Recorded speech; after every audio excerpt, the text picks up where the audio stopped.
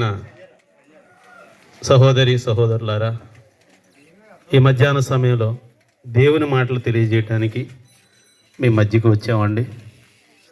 దేవుని మాట ప్రతి ఒక్కరికి మేలు చేస్తుందండి. ఒకంత ఈ మాటలు ఆలకించమని దయతో మిమ్మల్ని ప్రేమపూర్వకంగా మనవి చేస్తున్నామండి.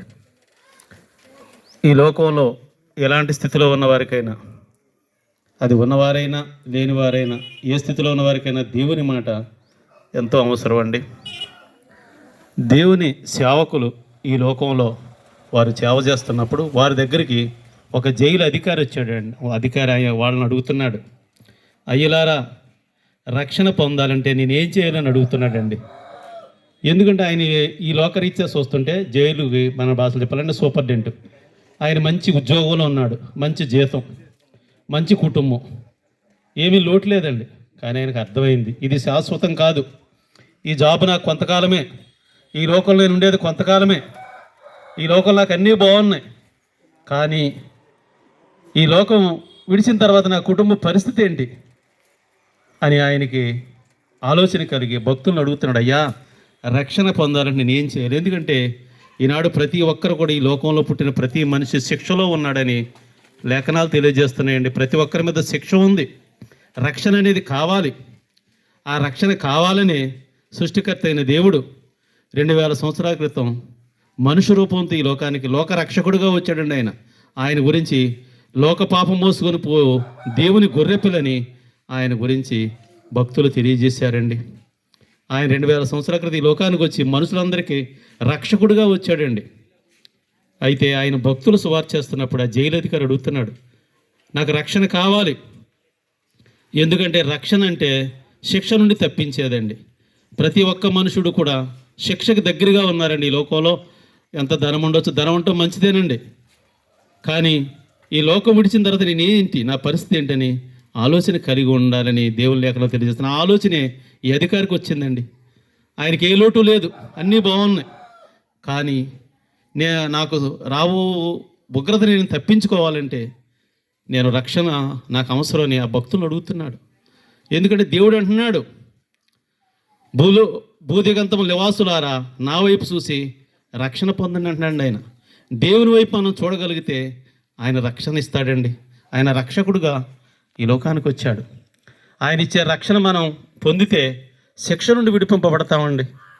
ఈ లోకంలో మనం జీవించేది కొంతకాలమే, ఏదో ఒక రోజున ఈ లోకాన్ని విడవలస్తుంది. ఆ అధికారికి అర్థమైంది, నాకు మంచి హోదా ఉంది, మంచి అధికారం ఉంది, అన్నీ ఉన్నాయి, కానీ ఈ లోకం విడిచిన తర్వాత నేను నా కుటుంబం మరి ఈ లోకంలో ఎలాగైతే అన్నీ బాగున్నాయో ఈ లోకం విడిచిన తర్వాత నా కుటుంబ పరిస్థితి ఏంటని వారిని అడిగాడండి.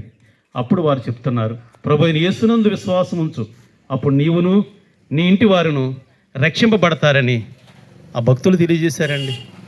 ఏమండి, రక్షింపబడాలంటే మతం మార్చుకోక్కర్లేదండి. మేమెవరు మతం మార్చుకో, ఇక్కడ ఉన్న మేమందరము కూడా రక్షకుడిని కలిగి ఉన్నాం. మేమెవరు మతం మార్చుకోలేదు. మత మార్పిడి చేయటానికి మేము ఇక్కడికి రాలేదండి. రక్షకుడి గురించి ప్రకటించడానికి మీ మధ్యకు వచ్చాం. సృష్టికర్త అయిన దేవుడు 2000 సంవత్సరాల క్రితం ఈ లోకానికి రక్షకుడిగా వచ్చాడు. ఎవరైతే ఆయన హృదయంలో చేర్చుకుంటారో వారికి ఆ రక్షణ ఇవ్వడానికి ఆయన సిద్ధంగా ఉన్నాడండి. ఇంత గొప్ప రక్షణ నిర్లక్ష్యం చేస్తే ఎలా తప్పించుకుంటారని లేఖనాల్లో వ్రాయబడి ఉందండి. ఈ సమయంలో మేము ప్రకటిస్తున్న ఈ మాటలు కొంచెం మీ హృదయంలో చేర్చుకోండి. ఈ మాటలు మీ హృదయంలో చేర్చుకోగలిగితే దేవుడు మిమ్మల్ని రక్షిస్తాడండి. ఈ లోకంలో ఉన్నతకాలం ఆయన తోడుకుంటాడు. లోకం ఇచ్చిన తర్వాత తీర్పు ఉందండి, అదే రెండో మరణం అని లేఖనాలు తెలియజేస్తున్నాయండి. ఈ భూమి మీద ఉన్న మనుషులందరూ కూడా మన ఈ లోకం విడిచిన తర్వాత ఒక రోజు దేవుని దగ్గర నిలబడాలండి. ఆయన అడుగుతాడు, నీవు లోకంలోకి వెళ్ళి ఏం చేసావు? నీ ఇష్టానుసారంగా నువ్వు నడిచావు, అందుకే నీకు శిక్ష సిద్ధంగా ఉందని ఆ రోజు మనల్ని అంటాడు ఆయన. కానీ ఎప్పుడైతే ప్రభువుని మన హృదయంలో చేర్చుకుంటామో మనకు రావాల్సిన శిక్ష ఆయన భరించాడండి. 2000 సంవత్సరాల ఈ లోకానికి వచ్చి మానవ రూపంలో ఆయనకు వచ్చి ఈ లోకానికి వచ్చి మనుషులందరికీ వరకు ఆయన ప్రాణం పెట్టాడండి. ఈ లోకంలో ఆయన అందరికీ ఉపకారమే చేశాడు, ఎవరికి అపకారం చేయలేదు. ఆయన యందు ఏ దోషము లేదని ఆ రోజుల్లో గవర్నర్ గారే ప్రకటించారు. అయితే మనుషులందరికీ రావాల్సిన శిక్ష ఆయన మీద తీసుకున్నాడు. ఎందుకంటే రక్షించడానికి మనకు రావాల్సిన శిక్ష ఆయన మీద తీసుకుని మనకు రక్షణ ఇస్తానంటున్నాడండి. అలాంటి ప్రభువుని మీ హృదయంలో చేర్చుకోగలిగితే ప్రతి విధమైన శిక్ష నుంచి ఆయన విడిపిస్తాడు, రక్షణలోనికి నడిపిస్తాడండి. అలాంటి రక్షకుడి గురించి ఈ సమయంలో మేము ప్రకటిస్తున్నాం. ఆయన ఎవరిని బలవంతం చేయడండి. ఆయన అంటున్నాడు, హృదయం అనే తలుపు దగ్గర నేను నిలిచి తట్టుతున్నాను అంటున్నాడు ఆయన. ఎవరైతే హృదయంలో చేర్చుకుంటారో వారి హృదయంలోకి ఆయన వస్తాడు. ఎవరైతే నేను పాపిని ఒప్పుకుంటారో వారి పాపములు క్షమించి పరిశుద్ధపరిచి ఆ శిక్షను తప్పించి పరలోక రాజ్యానికి వారసులుగా చేస్తానంటున్నాడండి. ఈ సమయంలో మేము ప్రకటిస్తున్నా, యేసు ప్రభువుని మీ హృదయంలో చేర్చుకోండి. మీరు మతం మార్చుకోక్కర్లేదు. ప్రభువుని మీ హృదయంలో చేర్చుకోగలిగితే ప్రతి విధమైన శాపం నుంచి విడిపిస్తాడు ఆయన, ప్రతి విధమైన శిక్ష నుంచి విడిపిస్తాడు, రక్షణ ఆయన ఇస్తాడండి. అటువంటి రక్షణ మీరు మీ కుటుంబాలు కలిగి ఉండాలని, మీరు నెమ్మది కలిగి ఉండాలని ఈ సమయంలో మేము ప్రకటిస్తున్నాం. ప్రభువుని యేసుక్రీస్తుని మీ హృదయంలో చేర్చుకోండి. శిక్ష నుండి తప్పింపబడి ఆ నిత్యరాజ్యానికి వారసులుగా ఉంటారండి. అట్టి కృప ప్రభు మీకు అందరికీ దయచేయునుగాక. ఆమేన్.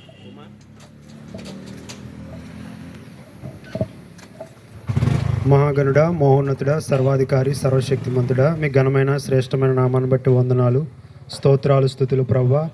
మరొక్కసారి ఎండగండి గ్రామాన్ని ప్రేమించి నీ రాజ్య సువార్తను ప్రకటించడానికి నీ ప్రియ బిడ్డలందరినీ ఈ విధంగా నడిపించినందుకు నీకు వందనాలు, స్తోత్రాలు ప్రవ్వా. నాయన నువ్వు రక్షించే దేవుడు అని ప్రవ్వా, శిక్ష నుంచి తప్పించేవాడు ఈ లోకంలో ఎవడు లేడు ప్రవ్వా, నీవు ఒక్కడవే ఉన్నావని తండ్రి మరొకసారి మాట్లాడావు ప్రవ్వా. నాయన తండ్రి, లోకంలో తండ్రి ఎంత సంపాదించుకున్నా నాయన, ఏ విధంగా బ్రతికినప్పటికీ తండ్రి ఒకరోజు నీ లోకాన్ని విడిచిపెట్టి వెళ్ళిపోవాలి నాయన ప్రవ్వా. ఈ లోకాన్ని విడిచిపెట్టిన తర్వాత నీ పరలోక రాజ్యం ఒకటి ఉందని, అది చేరాలంటే ఈ లోకంలో ఉన్నప్పుడే తండ్రి ప్రవ్వా నేను పాపిని ఒప్పుకొని నీ గొప్ప రక్షణ పొందుకుంటే నాయన ఆ నిత్య పరలోక రాజ్యాన్ని పొందుకుంటారని మరొక్కసారి తండ్రి ఈ గ్రామ ప్రజలకు నీ రాజ్య సువార్తను ప్రకటించావు నాయన. విన్నవారి హృదయంలో తండ్రి ఆ మాటలను బట్టి గ్రహింపు దయచేసి నాయన ప్రవ్వా, నీవే నిజమైన దేవుడు, లోక రక్షకుడు అని తెలుసుకుని ప్రవ్వా నీ అందు విశ్వాసం ఉంచి రక్షణ పొందే కృపా భాగ్యం ప్రతి ఒక్కరికి దయచేయమని యేసునామం పేరట అడిగి పెట్టుకున్నాము తండ్రి. ఆమేన్.